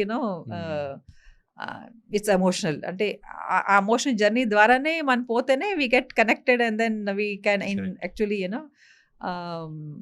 influence the donor family to donate అనమాట. అది so for me that every donation was like touching. And ma'am suppose ఒక 30-year-old పర్సన్ వచ్చాడు and is life style is very good. అంత తర్వాత సడన్గా doctors దగ్గరికి వెళ్ళినప్పుడు doctor చెప్పారు like your kidney is almost failure లేకపోతే ఫెయిల్యూర్ అవుతుంది అని. సో అంటే దీనికి అసలు సిమ్టమ్స్ ఏమి ఉండవు. అంటే కిడ్నీ ప్రాబ్లం అదే అంటే ఇట్స్ సైలెంట్ కిల్లర్. మీకు లేట్ స్టేజ్ అంతవరకు మీకు అక్కడ తెలియదు అసలు. ఎందుకంటే అన్ని అకామిడేట్ చేస్తుంది కిడ్నీ. మనకి ఎంత ఉన్నా కూడాను ఆల్మోస్ట్ ఒక 80% డ్యామేజ్ చేస్తే కానీ బయట తెలియదు అనమాట. So most of the kidney disease మనకి మిగతా అన్నీ బయట తెలిసిపోతుంది. హార్ట్ అయితే ఆయాసం వచ్చేస్తుంది, కళ్ళు మీద కనిపించేస్తుంది. సో కిడ్నీ అయితే సైలెంట్ కిల్లర్, తెలియదు, బయటకి తెలియదు అన్లెస్ ఇట్ ఈస్ 80% డ్యామేజ్ అనమాట. అందుకే ఏంటంటే ఫస్ట్ ప్రికాషన్స్ తీసుకోవాలి. ముఖ్యంగా లైఫ్ స్టైల్ అంటే these are all life style diseases. Life style old golden rules అంటే ముఖ్యంగా మనము ఆహారపు అలవాట్లు మార్చుకోవాలి. హెల్దీ ఫుడ్, ముఖ్యంగా వెజిటేరియన్ ఎక్కువ తీసుకోవాలి. ఫ్రెష్ ఫ్రూట్స్ అండ్ వెజిటేబుల్స్ తీసుకోవాలి. అడిక్వేట్ వాటర్ తీసుకోవాలి. వాటర్ ఏంటంటే ఇప్పుడంతా గ్లోబల్ వార్మింగ్ అయిపోయింది, temperature we're seeing extreme climatic అవన్నీ. సో వాటర్ అడిక్వేట్ తీసుకోవాలి. How do say it's adequate? So urine అనేది కలర్ చూసుకుంటే మనం యూరిన్ కాన్సెంట్రేట్ ఎల్లోయిష్ ఉందనుకోండి, వీఆర్ డిహైడ్రేటింగ్ అవర్స్, ఎక్కువ వాటర్ తీసుకోవాలి. యూజువల్గా మనకి లైట్ ఎల్లో కానీ మనకి వాటర్లా క్లియర్గా ఉంటే కనుక this enough water intake. So water అడిక్వేట్గా తీసుకోవాలి. ఎక్సర్సైజ్ చేసుకోవాలి, at least ½ an hour day exercise చేసుకోవాలి. అండ్ వాటర్ అడిక్వేట్ అంటే is there any particular 2 liters 3 liters ఏమైనా ఉన్నాయా? నార్మల్గా మనము at all depends on the life style. ఇప్పుడు మేము ఏసీలో ఉన్నాము, మనకి పెద్ద వాటర్ అవసరం, ఎందుకంటే మనకి ఎక్కువ స్వెట్టింగ్ రాదు కాబట్టి 2 liters అనేది సరిపోతుంది. లేదు మనకి లేబర్స్ ఉన్నారు, బయట అవుట్డోర్ ఎక్స్ చేస్తున్నారు, ఎండ ఉంది కనుక వాళ్ళు ఇంకా ఎక్కువ తీసుకోవాలి. 2 to 4 liters దాకా తీసుకోవాల్సి ఉంటుంది. బై అండ్ లార్జ్ యావరేజ్గా 2 to 2.5 liters సరిపోతుంది అనమాట. సో అవన్నీ మనకి లైఫ్ మనకి ఆల్కహాల్ కానీ అలాంటివన్నీ స్మోకింగ్ అవన్నీ ఆపేసేయాలి. సో బీపీ షుగర్ రెగ్యులర్గా చెక్ చేసుకోవాలి. ఒకరు ఉంటే కనుక అవన్నీ మెంటల్ తీసుకొని అవన్నీ కంట్రోల్ పెట్టుకోవాలి. సో ఇవన్నీ దే బేసిక్ అనమాట and life there is a myth ఈ బియర్ తీసుకుంటే కిడ్నీలో స్టోన్స్ పోతాయి అనే. Beer is a diuresis. అది ఎందుకంటే ఒక స్టోర్ అవుతుంది. స్టోర్ ఎక్కువ వాటర్ తీసుకోకుండా యూరిన్ కాన్సన్ట్రేట్ అయిపోయి స్టోన్స్ ఫామ్ అవుతాయి అనమాట. Beer is a diuretic. Direct అంటే ఎక్కువ వాటర్ పుష్ చేస్తుంది యూరిన్ ద్వారా. సో దాని వల్ల చిన్న చిన్న స్టోన్స్ ఉంటే అయిపోతాయి కదా, but take it as a treatment అనమాట. ఓకే ఓకే మ్యామ్, ఇప్పుడు మనం బేసిక్గా చూసుకుంటే హార్ట్ డిసీజెస్కి కానీ క్యాన్సర్కి అంటే పబ్లిక్ చాలా చాలా తెలుసు, అవేర్నెస్ ఉంది. బట్ కిడ్నీ ఫెయిల్యూర్ అనేది కూడా చాలా పెద్ద ఇది. దీన్ని చాలా రోజుల నుంచి అంత నోటీస్ అవ్వట్లేదు. So how do we make ఇంకా అవేర్నెస్ ఎలా క్రియేట్ చేయాలి? సో మీరు చెప్పినట్టు హార్ట్ అయితే అందరికీ చాలా అంటే whatever age group is they people are worry about their heart.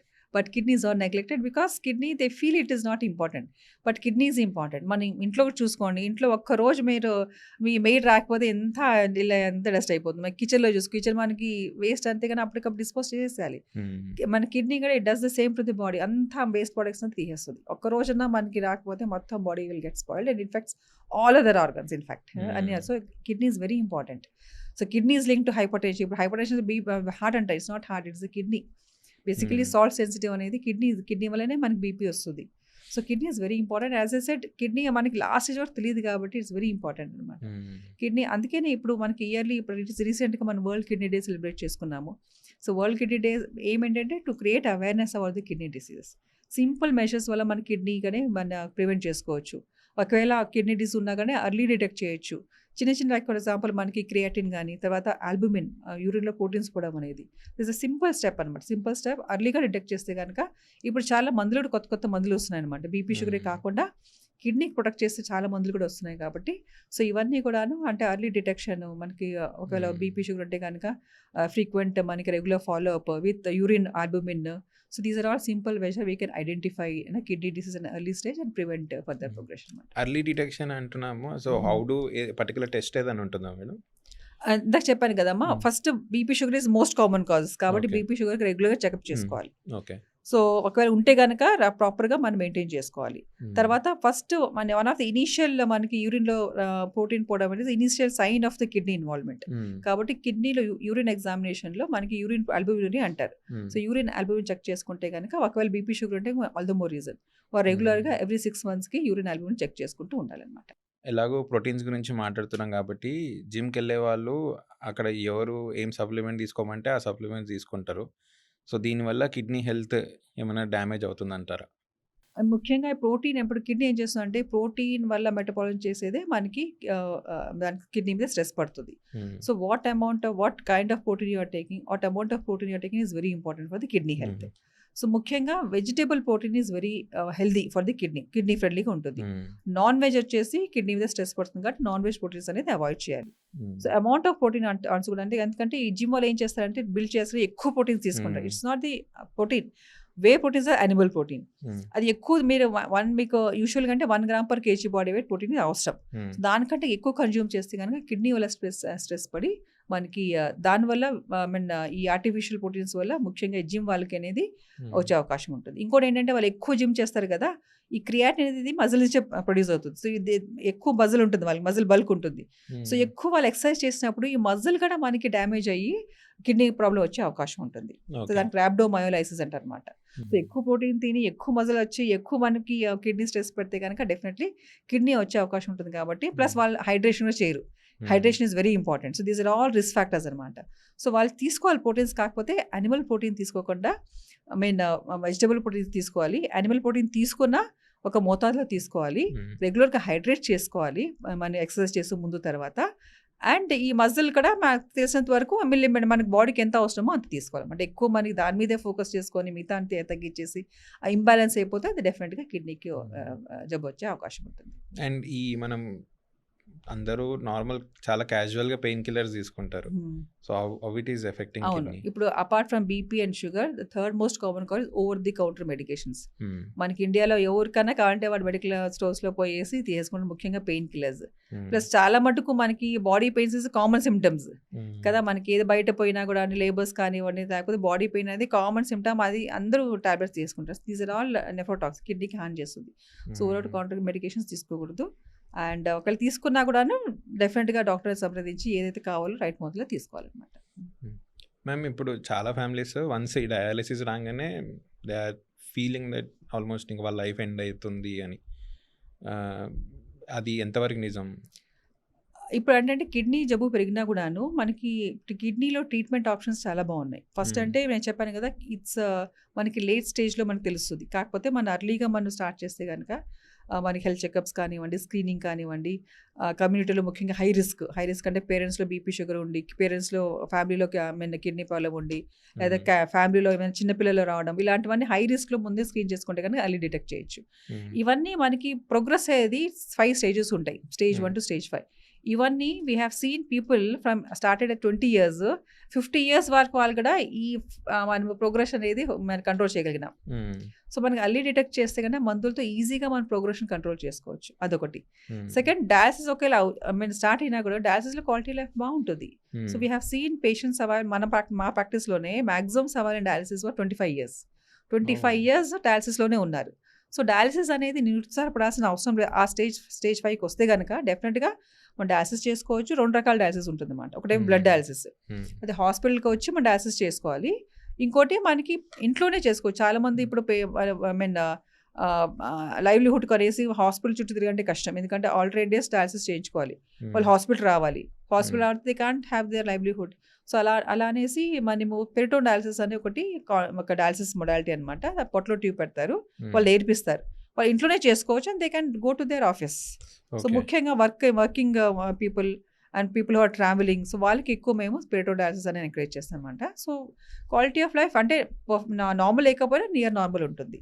So best is transplantation. Transplantation have perfectly normal quality of life ఉంటుంది అనమాట.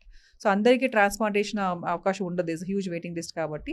ఒకవేళ ఫ్యామిలీలో ఉంటే కనుక వెంటనే ట్రాన్స్ప్లాంట్ చేసేస్తాము. బట్ లేకపోయినా కూడాను this always transplant dialysis option ఉంటుంది కాబట్టి డయాలసిస్లో కూడా మనం ప్రాపర్గా చేసుకొని, అంటే మనకి అడిక్వేట్గా చేసుకొని, టైమ్లీ చేసుకొని, డ్రగ్స్ తీసుకొని, డైట్ మెయింటైన్ చేసుకొని కనుక they have near quality of life. So మాకు చెప్పారు కదా, డయాలసిస్లో ఆల్మోస్ట్ 20+ సర్వైవల్ ఉంది మా పేషెంట్స్. రోజు రోజుకి కిడ్నీ పేషెంట్స్ పెరుగుతున్న ఈ పరిస్థితుల్లో డయాలసిస్ ఇన్ఫ్రాస్ట్రక్చర్ అవసరమైనంత ఉందంటారా? డెఫినెట్లీ. ఇప్పుడు మొత్తం చూస్తే కనుక డయాలసిస్ సెంటర్స్ మొత్తం ఇండియాలో సో ఆల్మోస్ట్ 700 పైన ఉన్నాయి centres, dialysis centres. So even మన తెలంగాణ చూస్తే కనుక ఆల్మోస్ట్ నాకు తెలిసి 200 డయాలసిస్ దాకా ఉన్నాయి, సెంటర్స్ దాకా ఉన్నాయన్నమాట. సో ఇన్ఫ్రాస్ట్రక్చర్ డెఫినెట్గా డయాలసిస్ పెరిగింది.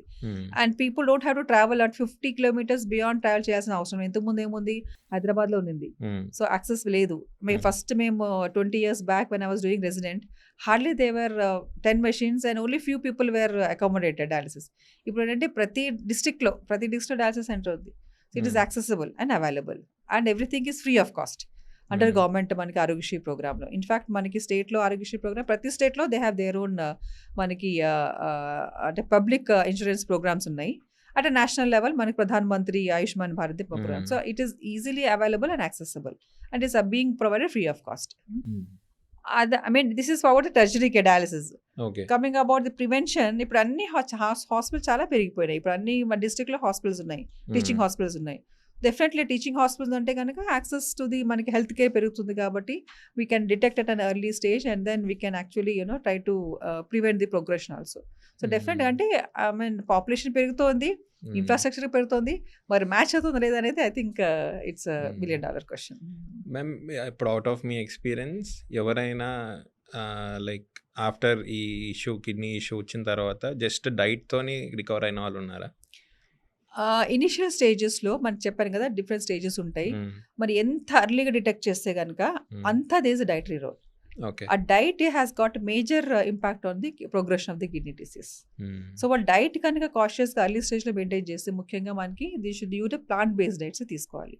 ఓకే. సాల్ట్ తగ్గించేసేది. Salt is very important harmful to the kidney కాబట్టి సాల్ట్ మన ఇండియన్ డైట్‌లో ఎక్కువ సాల్ట్ ఉంటుంది. ఆ పికిల్స్ కావచ్చు, పచ్చళ్ళు తింటారు, అప్పడాలు తింటారు. సో, ఇవన్నీ సాల్ట్ ఎక్కువ ఉంటుంది. యాడెడ్ సాల్ట్స్ పెరుగులో సాల్ట్ వేసుకుంటారు. సాల్ట్ అనేది యూజువల్ ఆల్మోస్ట్ 3-4 టైమ్స్ ఎక్కువ తింటారు.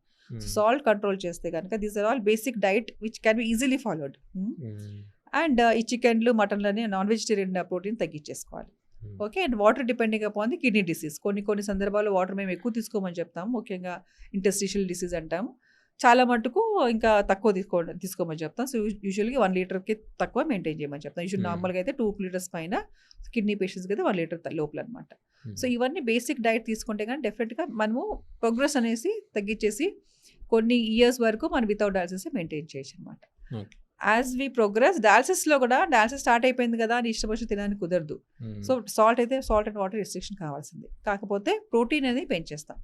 డయాలిసిస్ ముందు మన ప్రోటీన్ రెస్ట్రిక్ట్ చేస్తాము. బట్ డయాలిసిస్లో ఏమవుతుంది, డయాలిసిస్లో కూడా మన ప్రోటీన్ అంతా లాస్ అయిపోతుంటుంది కాబట్టి సో ప్రోటీన్ అనేది ఎక్కువ డయాలిసిస్ పేషెంట్స్ ఎక్కువ తీసుకోవాల్సి ఉంటుంది. So, definitely diet has a major role in CKD management అనమాట, కిడ్నీ పేషెంట్స్ మేనేజ్మెంట్.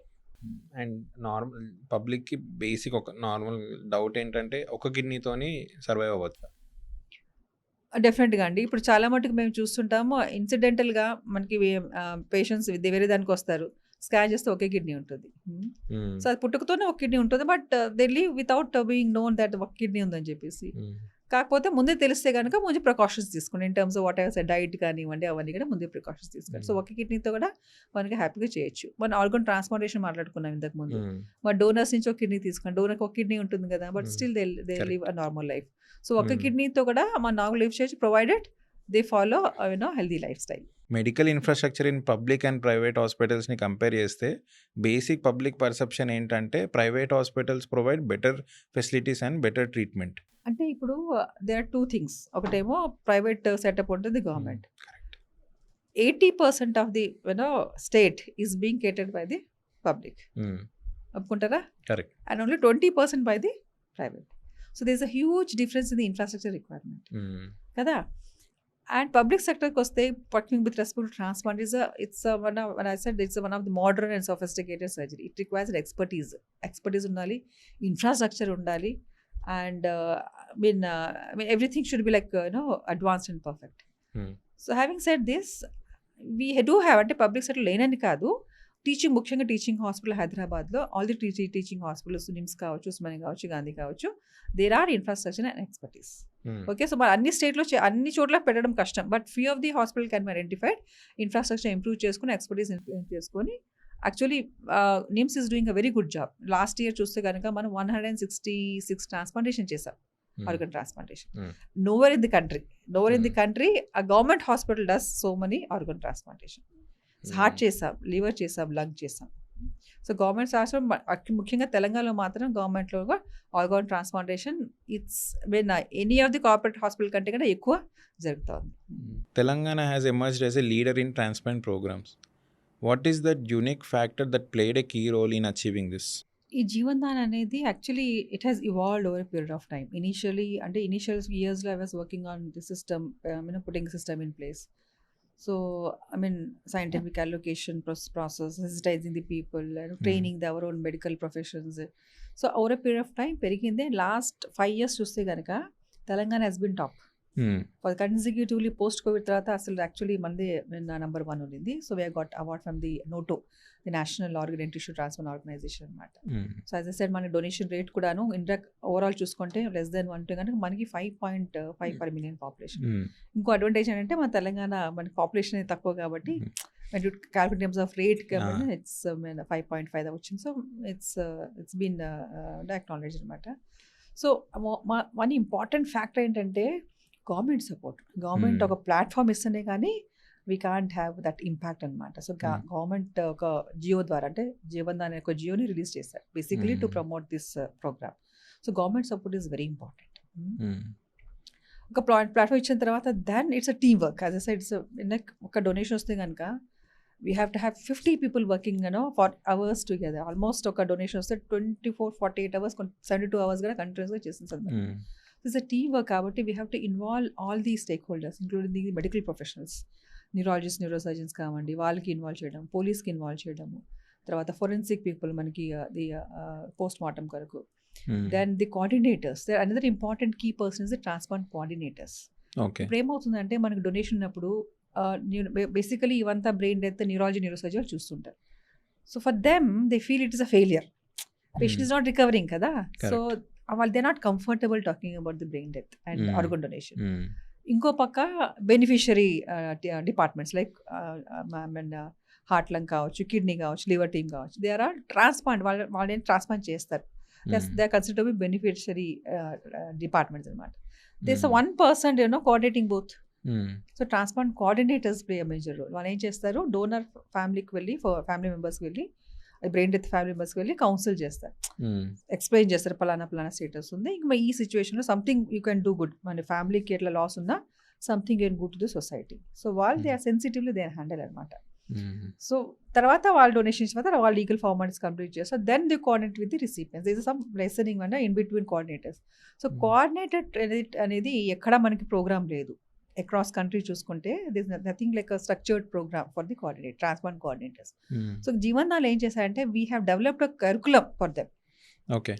వాళ్ళని ట్రైన్ చేసాము. So now we have 400 plus coordinators have been trained. We train a year-long program అనమాట. Every year used to take around 50 to 100 మన initial లో, తర్వాత graduate పెంచుకుంటా పోయినాం కాబట్టి 400 plus ఉంటారు transplant coordinator. So these transplant coordinators are very key, they play key role అనమాట. So the hospitals they have to have this. In fact మన latest amendment చూస్తే కనుక ఆర్గన్ ట్రాన్స్ప్లాంటేషన్ యాక్ట్ ఉంది కదా. సో అమెండ్మెంట్లో one of the amendment was every hospital who are doing a transplant should have a counselors, transplant coordinators and counselors అనమాట. So అదాగా they are the resource person now. So that is I think another important contribution which has had to society. So these are all, I mean, one thing is framework is by government and involvement of all the the stakeholders, including the of course the public ఎందుకు వాళ్ళే donate చేయండి కాబట్టి creating awareness in the public as acceptance by the public as I think has played a major role. Being a head of Jeevan Dhan program from past 14 years is not normal. Governments మధ్యలో మారాయి, అయినా కూడా మీరే lead చేస్తున్నారు. జనరల్గా governments మధ్యలో మారినప్పుడు head of the office change అవుతారు. But what made government trust you? అంటే ఇది ఫస్ట్ ప్రోగ్రామ్ స్టార్ట్ అయినప్పుడు even I was not aware. అంటే ఏం చేయాలి, ఎందుకంటే ఎక్కడ ప్రెసిడెన్స్ లేదు, ఏం చేయాలి అంటే ఇప్పుడు only this is highly specialize thing. అందుకని యాక్చువల్లీ నేను I mean I have conduct several meetings with the people who are involved. మన గవర్నమెంట్ కావచ్చు, లేకపోతే మెటర్నిటీ ఫెటర్నిటీ న్యూరాలజిస్ట్ కావచ్చు, ట్రాన్స్ప్లాంట్ ఫిజిషియన్స్ కావచ్చు, అవన్నీ సెవరల్ మీటింగ్ కండక్ట్ చేసిన తర్వాత initial I have got an idea. Then we have started taking baby steps. ఎప్పుడైతే results ఖచ్చితంగా స్టార్ట్ చేయాలో it is going in a very systematic manner. అంటే that itself is an evidence కదా. So ఇప్పుడు మనకి even government wants something going systematically కదా. సో ఎప్పుడైతే మనకి సిస్టమాటిక్గా transplant this very sensitive subject, ఎందుకంటే డొనేషన్స్ పబ్లిక్ ఇన్వాల్వ్ చేయాలి, too many people involve, public involve చేయాలి in terms of donation. They are legal things, they are they are professional, మనకి brain death declaration కావాలి, then the intensive care optimising, they are too many people, medical people, at the same time public to be handled.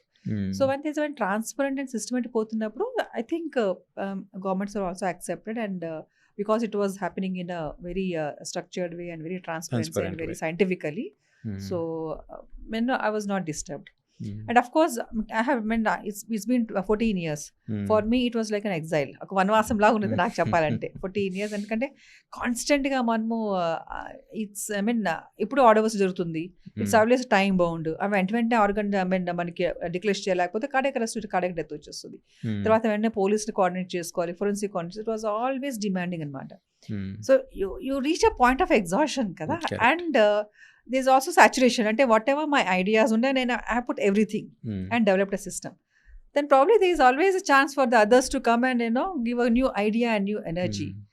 So I think I have done a good job, and it's most satisfying. And as a nephrologist I have enjoyed, but most satisfying part of my journey, if you tell us, it is the Jeevan. Endukante something people have not traveled, I have created that pathway, and so many patients have been benefited. Chapalante almost 7,000 transplant జరిగాయి జీవన్ దాన్ ద్వారానే. 7,000 patients and donor families also.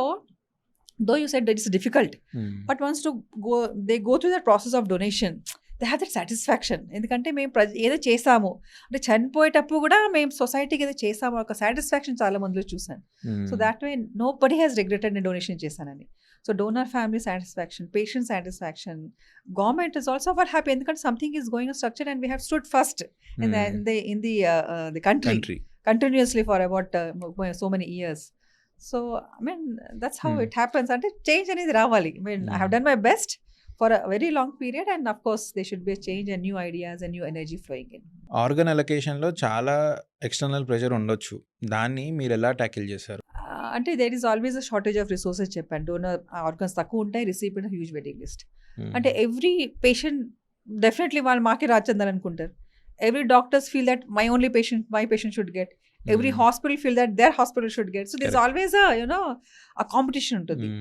But then I said there should be a scientific way of organ allocation. So then one of the agenda was to have a scientific way of organ allocation. In fact, that was my first priority. We can't handle that. Otherwise, if transparent ga undali, it should be scientific. Isn't it? Lakapothe we can't answer. So అందుకని మనకి మొత్తం entire world లో what are the organ allocation policies, ఎందుకంటే definite గా west లో they are establish systems అంతే. So ఆ policies అవన్నీ మేము చూసుకొని మేము రివ్యూ చేసుకొని we formed a committee. The first thing I did was having this organ allocation policy and building that software portal software. That's in fact I mean state of the art. ఇది ఎక్కడ మన కంట్రీలో లేదు. These two was my first priority. ఈ రెండు మన within 1 year of I taking over we have established. ఎప్పుడైతే transparent ఉంది, సైంటిఫిక్ ఉంది, people definitely don't question and it is transparent because people will know. అంటే మన డొనేషన్ వచ్చినప్పుడు ఏ హాస్పిటల్కి ఏ పేషెంట్కి వెళ్తున్నారు అనేది మనకి ఆ పోర్టల్లో తెలిసిపోతుంది. So we have made it that way that it is transparent so that people don't question. So I think if that is there, definitely people will accept that. And of course ఇప్పుడు donations, this should not be like it's being used for commercially. Donations ఏమో it's coming from poor, it is going to rich, and ఎప్పుడైతే అది వస్తుందో so then there will not be donation జరగదు. And the way it is growing and it is evolving, that itself says it's a very transparent. That's how making it very scientific and transparent. That was only I think one step which has actually it made me easier, my life easier to answer people and overcome that pressure. Ma'am, organ donation is equal to saving a life అనే విషయాన్ని మీరు ఇప్పుడు ఈ podcast చూస్తున్న వాళ్ళకి ఎలా చెప్తారు? We have different types of donations. మన చిన్నప్పటి నుంచి ఒక చిన్న పెన్సిల్ పెన్లు గడితో డొనేషన్ స్టార్ట్ చేసుకుంటే కనుక I mean when you grow I think the best thing which we can donate in a life is organ donation. And we are donating when we don't require. So I'm talking about the deceased donor. We have enjoyed our body, we have enjoyed our organs. We don't need any more when we die. And definitely we should be able to give that benefit to somebody who is requiring that in the earth. So I think it is the best type of donation in the life. Correct. When we don't require that and we have enough enjoyed that. So I think that's the message I want to give. And it's something like being a god. People say only God has a capacity to give life. Isn't it? They can create human beings, isn't it? To some extent, when doctors we try to extend the life. I can't say create life, but extend the life by treating the diseases. But this is a common man. How a common man can give what you call life is through organ donation. And clear step by step procedure చెప్పండి ma'am. if at all, like ఇప్పుడు నేనే if I wanted to donate my organs, so what is the procedure? First of all, you should be convinced. Okay. You are convinced? Okay. The second thing is we have organ pledging portals unnai.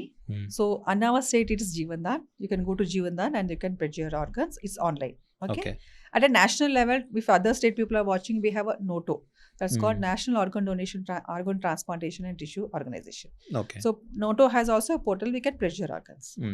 As I said previously, even pledging doesn't mean that it's not a legal document. So when we die, we can't say you take my organs. It's our family members who are taking the decision. So try to share that idea that I want to be an organ donor, I want to donate my organs after that to your family members and friends. Okay. So these two I think, and then try to spread the message to your own family so that if one person is trying to spread the awareness in their own community, over a period of time everybody in the world would have will be sensitized for organ donation. Ma'am ఇప్పుడు మీ లైఫ్లో చూస్తే as young child నుంచి MBBS నుంచి మీరు HOD దాని తర్వాత ఇప్పుడు జీవనంలో ఇంత prominent place. So how do you see your journey? And I think it's a mix of both emotions. I mean, already చెప్పాను, it's most satisfying part of my journey, Jeevandan. But having said that, there is a little bit of, personal, because I have a daughter. So I was always dedicating my time, and energy here. So somewhere she was little probably disappointed, and she has not taken medicine. Okay. She said, Amma, I don't want to live this life. So probably నేను ఇక్కడ చేయకంటే కనుక probably should have become a doctor. But అదొక్క తప్పితే కనుక I think it's been a very what do you call challenging and satisfying job for me. And ఇప్పుడు observe చేస్తే బేసిక్గా ఈ ఏరాలో tech mostly people are moving towards engineering. So ఈ doctor లైఫ్లో there will be so much challenges, దాని study period చాలా ఎక్కువ. So do you recommend youngsters you are watching this to? Definitely. అంటే మనకి technical job is of course different, but doctors అనేది as you said is very challenging.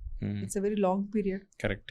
And we have to write so many, go through entrances to MBBS, and then we have MD, then job broad specialty, when we have super specialty. Now people are opting for super specialty.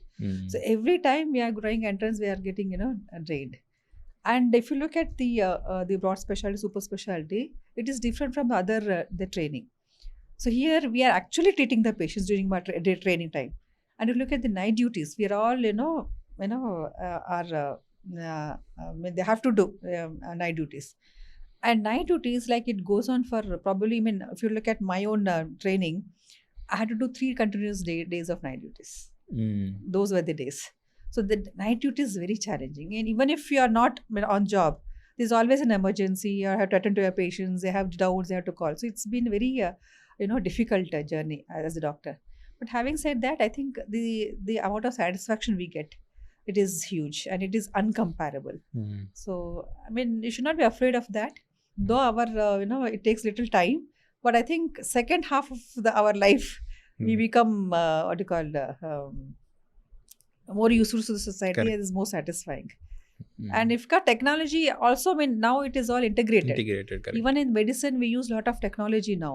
The hospital information system, everything is digital health, and we are using the AI for all this. We are using the robotic surgeries. So technology, people who are interested in technology, we can still use technology in medicine. But I think if more people are opting for medicine, our communities will be healthier and our country will be more healthy. One last line for good kidney health. Good kidney health, one thing is lifestyle. I'll tell about the 8 golden rules we have already told about. Good healthy lifestyle, particularly at least have a quality food. Try to avoid all junk foods, preservatives, salt. Have the vegetables and fruits. Drink plenty of water, at least 2 liters of water. Okay, and don't go for all this unnecessary smoking and alcohol. Okay, if you have hypertension and diabetes, please check yourself annually and control them, and do exercise at least half an hour a day. 5 days a week is good enough. And avoid unnecessary medications over the counter. People are all, they are used to taking their particular painkillers. Avoid all unnecessary medications over the counter. I think these are the messages I want to give for the public to keep your kidney healthy. Thank you, ma'am. Thank you for your time.